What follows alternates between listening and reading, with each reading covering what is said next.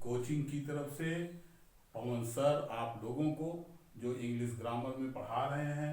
अभी तक आपको प्रेजेंट इंडिविजुअल्स के बारे में पढ़ाया गया, अब आपको प्रेजेंट कॉन्टिन्यूअस टेंस के बारे में बताया जा रहा है। प्रेजेंट कॉन्टिन्यूअस टेंस की पहली बात तो पहचान हम करेंगे।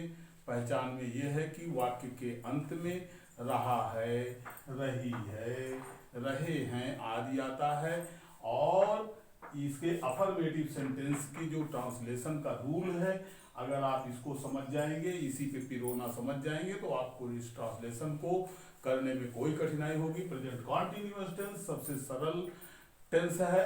देखिए, इसमें सबसे पहले सब्जेक्ट की अंग्रेजी लिखी जा रही है, फिर इज आर एम में से किसी एक का, फिर वर्ब में इंग लगाएंगे, ऑब्जेक्ट लिखेंगे एंड अदर्स लिखेंगे। फॉर एग्जाम्पल ले लीजिए, जैसे नंबर 1, पिताजी बाजार से सब्जियां ला रहे हैं।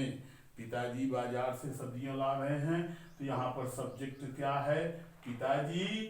पिताजी सिंगुलर नंबर है, इसलिए इज का प्रयोग होगा, और वर्ब में इंग लगेगा। लाने की अंग्रेजी क्या होती है? ब्रिंग। ब्रिंग में इंग लगा देंगे तो ब्रिंगिंग हो जाएगा। ऑब्जेक्ट है सब्जियां, और बाजार से फ्रॉम द मार्केट। ये हुआ क्या? द फादर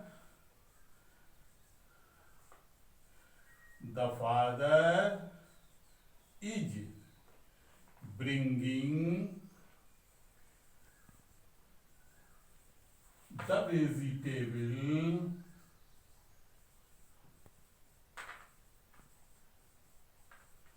फ्रॉम, क्योंकि वहां से लाते समय अलग होगा, इसलिए फ्रॉम का प्रयोग होगा, फ्रॉम द मार्केट, MARKET। ये हुआ the father is bringing the vegetables from the market. पिताजी हैं ला रहे सब्जियां बाजार से। उसी तरह अब दूसरा उदाहरण ले लीजिए। लोग उत्सव में तालियां बजा रहे हैं। लोग बहुवचन है, तो लोग हैं बजा रहे तालियां उत्सव में। लोग की अंग्रेजी क्या होती है? The people. क्या होती है? द पीपल माने लोग। The people are clapping. Clapping माने तालियां बजा रहे। क्लैपिंग कहां बजा रहे हैं? In the function.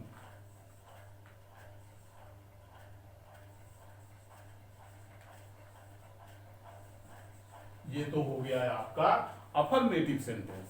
Affirmative sentence के तुरंत बाद अब आप जो है क्या पढ़ेंगे?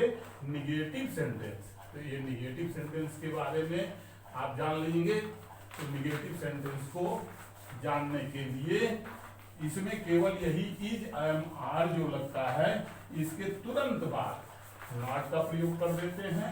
बाकी यही रूल रहता है, नियम में कोई परिवर्तन नहीं होता। केवल एक ही चीज रहता है कि जो इज, एम, आर लगा रहता है, इसी के तुरंत बाद नॉट का प्रयोग कर देते हैं, और नॉट का प्रयोग करने के बाद ये निगेटिव सेंटेंस बन जाता है। तो इस तरह से आप इसका जो है निगेटिव सेंटेंस के बारे में थोड़ा सा समझ लीजिए। निगेटिव सेंटेंस में क्या है कि रूल तो वही है। एक उदाहरण ले लीजिए, तब आपके समझ में आ जाएगा। एग्जाम्पल ले लीजिए। तो एग्जाम्पल में ये है कि जैसे वह लड़का झूठ नहीं बोल रहा है। वह लड़का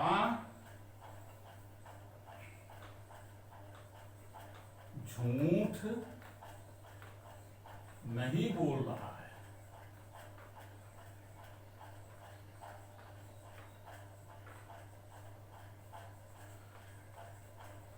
कौन झूठ नहीं बोल रहा है? वह लड़का। वह लड़का है नहीं बोल रहा झूठ। वह लड़का, तो वह लड़के की अंग्रेजी हो जाएगी that boy. That boy is, फिर तुरंत नॉट लगाएंगे, नॉट टेलिंग हो जाएगा, TELLING, टेलिंग ए लाई। तो that boy is not telling a lie. हाँ,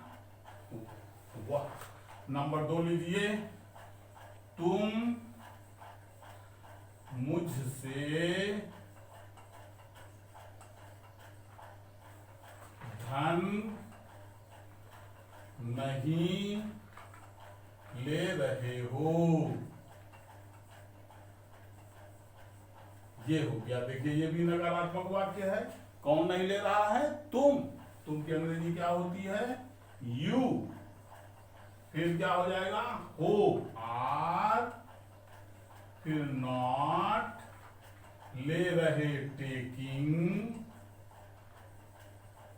क्या नहीं ले रहे हो? धन, द मनी।